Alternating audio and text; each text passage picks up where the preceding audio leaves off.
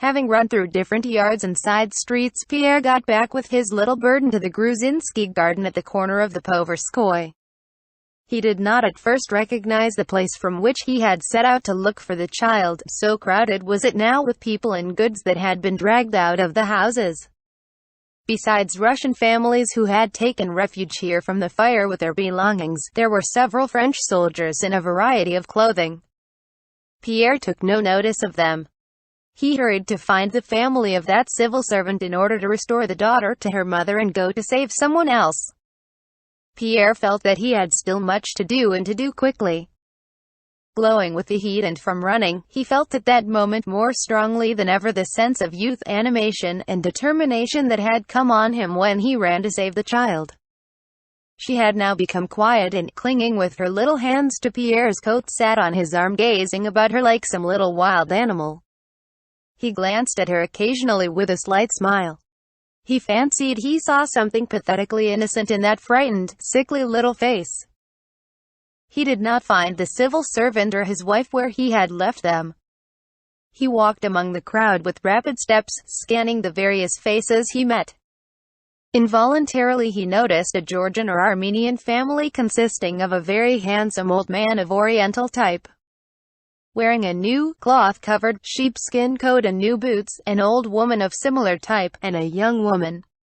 That very young woman seemed to Pierre the perfection of Oriental beauty, with her sharply outlined, arched black eyebrows and the extraordinarily soft, bright color of her long, beautiful, expressionless face. Amid the scattered property and the crowd on the open space, she, in her rich satin cloak with a bright lilac shawl on her head, suggested a delicate exotic plant thrown out onto the snow. She was sitting on some bundles a little behind the old woman, and looked from under her long lashes with motionless, large, almond-shaped eyes at the ground before her. Evidently she was aware of her beauty and fearful because of it. Her face struck Pierre and, hurrying along by the fence, he turned several times to look at her. When he had reached the fence, still without finding those he sought, he stopped and looked about him. With the child in his arms, his figure was now more conspicuous than before, and a group of Russians, both men and women, gathered about him. "Have you lost anyone, my dear fellow? You're of the gentry yourself, aren't you?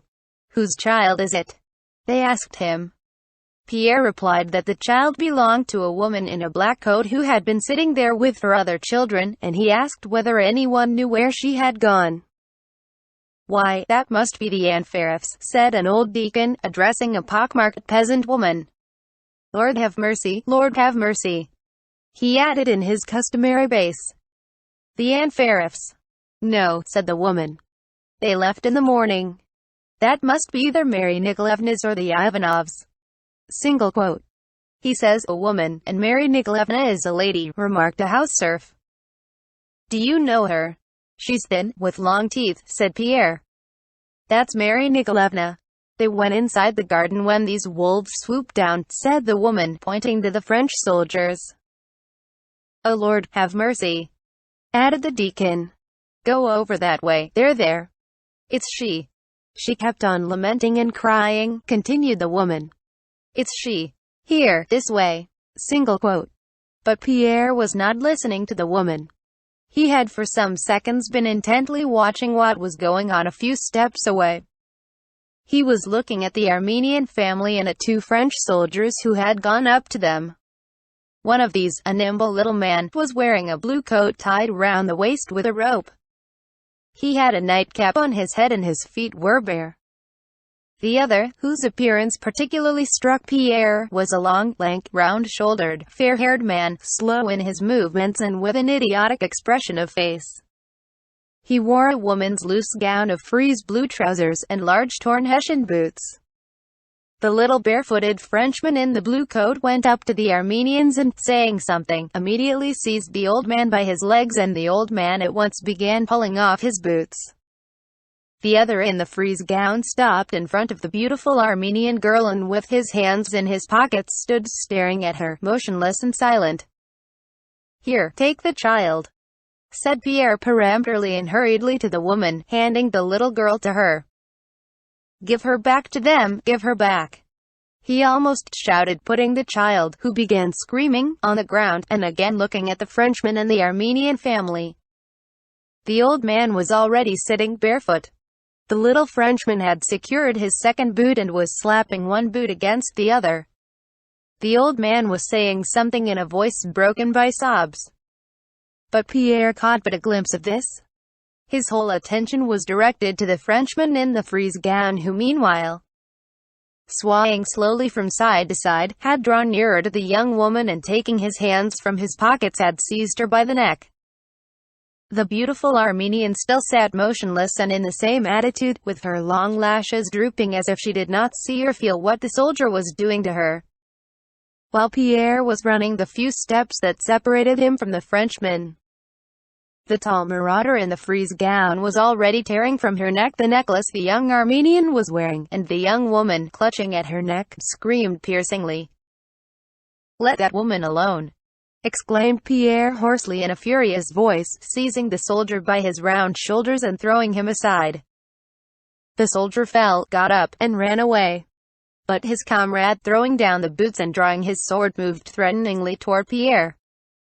"Voyons pas de bêtises!" he cried. "Look here, no nonsense!" Pierre was in such a transport of rage that he remembered nothing, and his strength increased tenfold. He rushed at the barefooted Frenchman and, before the latter had time to draw his sword, knocked him off his feet and hammered him with his fists.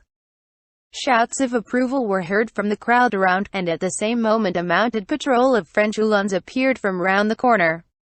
The Uhlans came up at a trot to Pierre and the Frenchman and surrounded them. Pierre remembered nothing of what happened after that. He only remembered beating someone and being beaten, and finally feeling that his hands were bound and that a crowd of French soldiers stood around him and were searching him. "Lieutenant, he has a dagger," were the first words Pierre understood. "Ah, a weapon?" said the officer, and turned to the barefooted soldier who had been arrested with Pierre. "All right, you can tell all about it at the court-martial." Then he turned to Pierre. "Do you speak French?" Pierre looked around him with bloodshot eyes and did not reply. His face probably looked very terrible, for the officer said something in a whisper and 4 more Uhlans left the ranks and placed themselves on both sides of Pierre. "Do you speak French?" the officer asked again, keeping at a distance from Pierre.